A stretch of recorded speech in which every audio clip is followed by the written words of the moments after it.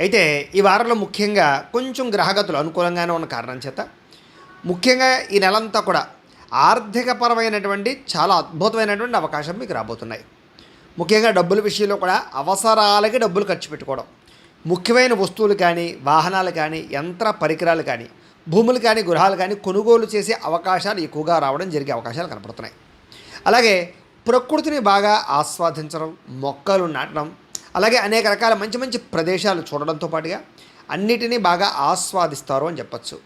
ఇతరులకి ధర్మాన్ని బోధించడం కానీ, అలవాట్లని అంటే దురలవాట్లను తగ్గించుకోవడం కానీ, వ్యసనాలను తగ్గించుకోవడం కానీ, ప్రశాంతంగా కాలం గడపడం కానీ ప్రయత్నం చేసే అవకాశాలు కనపడుతున్నాయి.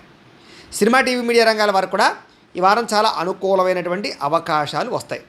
అలాగే తల్లిదండ్రుల నుంచి సంక్రమించవలసినటువంటి ఆస్తులు కానీ, వాటికి సంబంధించిన ఇబ్బందులు కానీ తొలగుతాయని చెప్పచ్చు. అలాగే అనేక రకాల సేవా కార్యక్రమాల్లో పాల్గొనడంతో పాటుగా అనారోగ్య సమస్యల నుంచి బయటపడడానికి, దీర్ఘకాలిక రోగాలు తగ్గించుకోవడానికి ఆహారపు అలవాట్లలో మార్పు తీసుకురావడము, వ్యాయామాలు చేయడము, మెడిటేషన్ చేయడము, స్ట్రెస్ తగ్గించుకునే ప్రయత్నాలు కూడా చేసే అవకాశాలు ఎక్కువగా కనపడుతున్నాయి. అలాగే ప్రైవేటు ఉద్యోగస్తులకి అనేక రకాల ఇబ్బందులు, సమస్యల నుంచి బయటపడతారని చెప్పచ్చు. అలాగే చిన్న చిన్న కోరికలు, ప్రేమపరమైనటువంటి వ్యామోహాలు, శారీరకపరమైనటువంటి కోరికలు ఖచ్చితంగా నెరవేరుతాయి.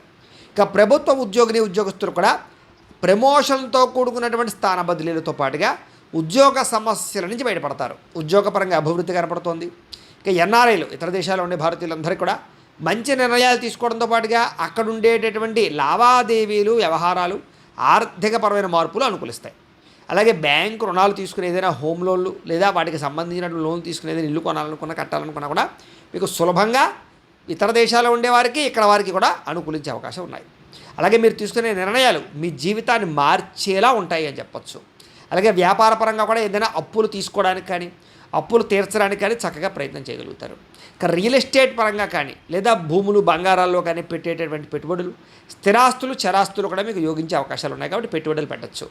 సంతానం విషయంలో శుభ సమాచారం అంటే వాళ్ళకి ఏదైనా మంచి జరిగిందని కానీ, లేదా ఉద్యోగం వచ్చిందో, వివాహం కుదిరిందో, ఇలాంటి మంచి సమాచారాన్ని వింటారు.